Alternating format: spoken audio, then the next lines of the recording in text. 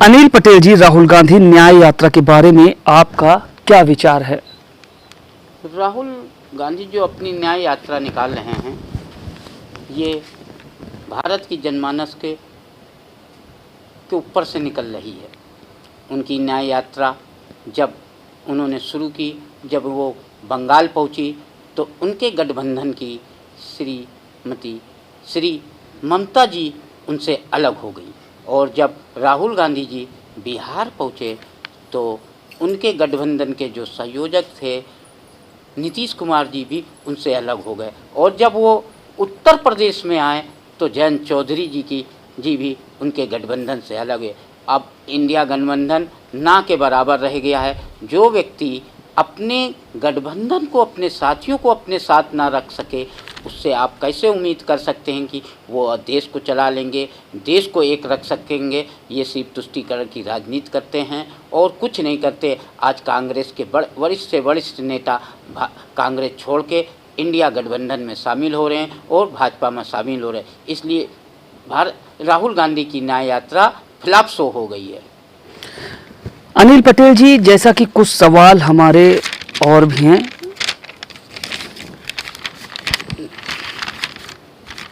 जिस पर हम नजर डालेंगे। राम मंदिर का मुद्दा 2024 के चुनाव में रहेगा क्या? निश्चित रूप से राम मंदिर का मुद्दा 2024 में रहेगा। राम मंदिर जो हमारा 500 साल बाद जो प्राण प्रतिष्ठा श्री राम की हुई, तो उसमें सभी विपक्ष के नेताओं को निमंत्रण दिया गया कि वो आए प्राण प्रतिष्ठा में, लेकिन तुष्टीकरण की राजनीति के कारण कोई भी विपक्षी नेता नहीं आया। जैसे राहुल गांधी जी, सोनिया गांधी को निमंत्रण दिया गया, ममता जी को दिया गया, सभी विपक्षी नेताओं को दिया गया, चाहे वो उद्धव ठाकरे जी हों, चाहे कोई भी हो, इनके वहाँ का कोई भी विपक्षी का नेता, अखिलेश यादव जी भी नहीं आए। तो उत्तर प्रदेश की जनता और देश की जनता इनको देख रही है कि ये हिंदू जनमानवों का कुचलते हैं, अपमान करते हैं। इसलिए निश्चित रूप से राम जन्मभूमि का मुद्दा, प्राण प्रतिष्ठा का मुद्दा चुनाव में रहेगा।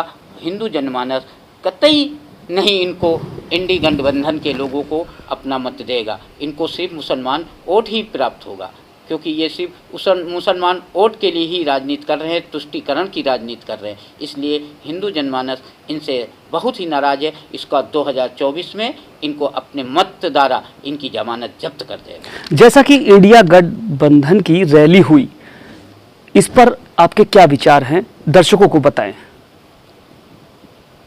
जो उन्होंने इंडी गठबंधन की अभी रैली की है, इसमें सभी इनके गठबंधन के लोग दिल्ली में इकट्ठा हुए, लेकिन इनकी सोच क्या थी?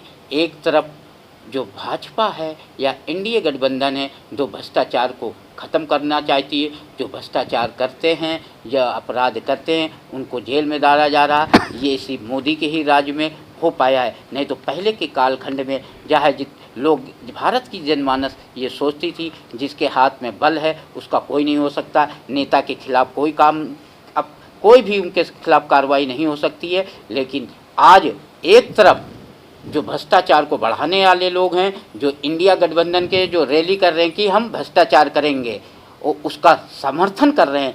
एक तरफ जो इंडिया गठबंधन है भ्रष्टाचार के लोगों के खिलाफ है। आज भारत की जनता तय करेगी कि अब की 2024 के चुनाव में हम भ्रष्टाचार को मुक्त करेंगे।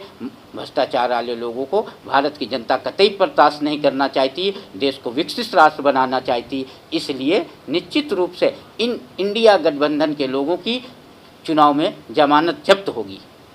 अनिल पटेल जी, इसी के साथ कश्मीर और 370 धारा के बारे में आपका क्या कहना है? ज़रा इस पर भी गौर फरमाएं। 2014 के पहले कश्मीर में आतंक का राज था। कोई भी टूरिस्ट वहाँ नहीं जा सकता था। खुलेआम आतंकवादी लोगों की हत्या कर रहे थे। कोई भी तिरंगा नहीं लगा सकता था सरकारी इमारत पे, लाल चौक पे तिरंगा फहराने के लिए लोगों को सीमा सुरक्षा की दृष्टि से जाना पड़ता था। कि मिलिट्री जब साथ जाएगी तो 26 जनवरी और 15 अगस्त को वहाँ झंडारोहण हो सकता है। मोदी जी ने अपने 2014 के पहले एक बार जब वो काशी में तिरंगा फैलाने के लिए गए तो उनको गिरफ्तार कर लिया। ऐन वक्त पर फिर भी जाकर उन्होंने बड़ी हिम्मत से, और मुरली मनोहर जोशी उस समय के राष्ट्रीय अध्यक्ष थे, साथ में गए और झंडारोहण किया। आज ये स्थिति है कश्मीर में, हर घर में, हर सरकारी बिल्डिंग में तिरंगा फहरा रहा है और कश्मीर विकास की मुख्य धारा से जुड़ता जा रहा है। आतंकवादियों को उनका सफाया कर दिया है हमारी मिलिट्री की सेना ने। लोगों को, जो भी आतंकवादी है जो देश को तोड़ना चाहता है, उसको इस देश में रहने का कोई अधिकार नहीं। आज कश्मीर में जो पाकिस्तान परस्त आतंकवादी को श्रेय देते थे वहाँ के राजनीतिक दल जो आज इंडिया गठबंधन में हैं, वो लोग देते थे, इसके कारण होता आज वो उस तरह के जो नेता हैं उनको अरेस्ट किया जा रहा, उनको मोकोका के अंतर्गत गिरफ्तार किया। जो आतंकवादी जो लोगों की हत्या करता था उनको मार दिया जा रहा, पकड़ते शूट एंड साइट का आर्डर है। जो कोई भी देश के साथ खिलवाड़ करेगा, देश तोड़ेगा, उसके साथ कठिन से कठिन, कठोर से कठोर कार्रवाई की जा रही है मोदी के राज में। और 370 धारा के अंतर्गत वहाँ पर ये सुविधाएं दी रखी थी जिसके कारण वहाँ पर भारत का कोई भी नागरिक वहाँ पर नौकरी नहीं कर सकता था, कोई ज़मीन नहीं खरीद सकता था, कोई वहाँ पर अपना होटल नहीं बना सकता था, कोई अपना मकान नहीं लगा सकता था।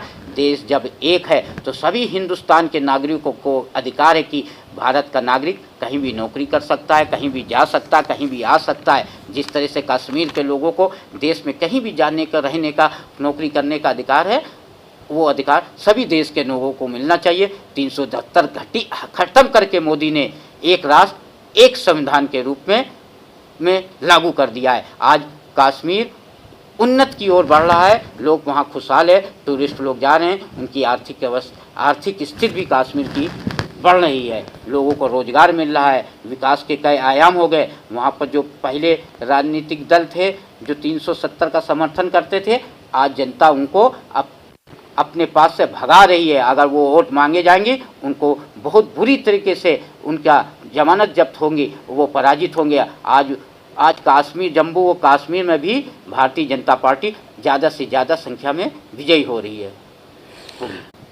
एक छोटा सा सवाल है कि उत्तर प्रदेश की कानून व्यवस्था के लिए आपको क्या कहना है? 2014 के पहले उत्तर प्रदेश में गुंडा, बदमाश, माफियाओं का राज था।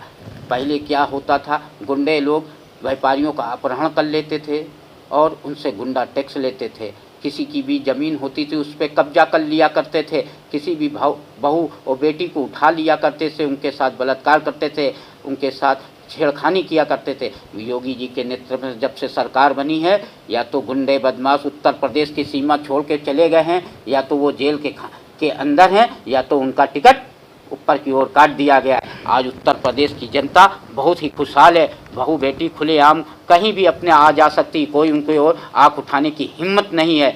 आज जो व्यापार के दृष्टि से पहले बड़े बड़े लोग जो यहाँ पर उत्तर प्रदेश में अपना व्यापार नहीं करना चाहते थे, कोई बड़ी फैक्ट्री नहीं डालने थे, आज औद्योगिक क्षेत्र में बहुत सा पैसा लोग लगा रहे हैं, यहाँ पर अपना उद्योग लगा रहे हैं। आज उत्तर प्रदेश भारतवर्ष में नंबर 1 पर उद्योग के क्षेत्र में विकसित हो रहा है, क्योंकि यहाँ की कानून व्यवस्था बहुत ही सुदृढ़ है, सब चीज़ में सुदृढ़ है। भ्रष्टाचार खत्म हो गया, भ्रष्टाचार के खिलाफ 0 टॉलरेंस पर योगी जी कार्रवाई करते हैं। इसलिए उत्तर प्रदेश की 80 लोकसभा सीटें योगी जी और मोदी जी के नेतृत्व में हम लोग जीत रहे हैं।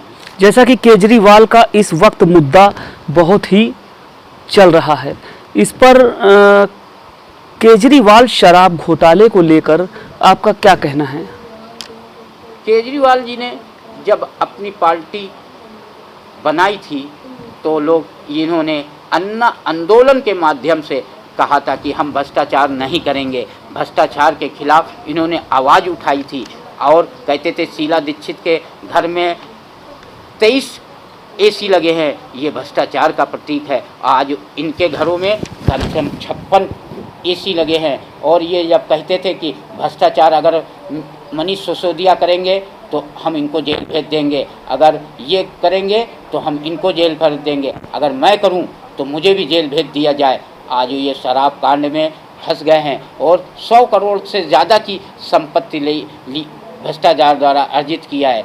तो इस पे इनके साथ अगर कानून कार्रवाई कर रहा है, ईडी कार्रवाई कर रही है, इससे कोई भाजपा से लेना देना नहीं है, हमारे गठबंधन का एनडीए का कोई लेना देना नहीं है। अगर आपने कानून के खिलाफ कार्रवाई, कानून के खिलाफ काम किया है तो ईडी अपना कार्रवाई कर रही है, उससे आप भाजपा को क्या लेना देना है। आप अपने आप को प्रूव करिए। ये कोर्ट के माध्यम से इनके खिलाफ गिरफ्तार कार्रवाई हुई है और उनको जेल जाना पड़ रहा है। कोर्ट से भी इनको रिलीफ नहीं मिल रहा है। निश्चित रूप से इन लोगों ने भ्रष्टाचार किया हुआ है, इसलिए कोर्ट भी इनको रिलीफ नहीं दे रही है। जबकि जनता को बेवकूफ़ बनाकर कहा था कि हम भ्रष्टाचार नहीं करेंगे, आज वो भ्रष्टाचार कर रहे हैं, इसलिए इनको जेल जाना पड़ रहा है। सभी आम आदमी पार्टी के मंत्री आज ज़्यादा से ज़्यादा संख्या में जेल जा रहे हैं।